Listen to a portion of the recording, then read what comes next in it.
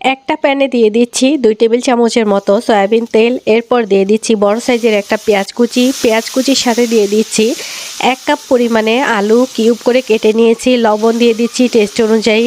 দেওয়ার পর ঢাকনা দিয়ে ঢেকে আমি কিছুটা সময় একেবারে লো আঁচে রান্না করে নিব। আলু যখন 30% মতো সেদ্ধ হয়ে যাবে, আদা বাটা দিয়ে দিচ্ছি 1/4 চা চামচ, রসুন বাটা আধা চা চামচ আর 3 থেকে 4টা কাঁচামরিচ ফালি দিয়েছি।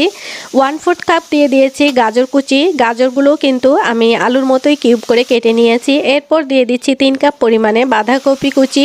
দেওয়ার পর চুলার তাপটা একেবারে লোতে করে আমি কিছুটা সময় রান্না করে নিয়েছি। এরপর নেড়ে দিচ্ছি।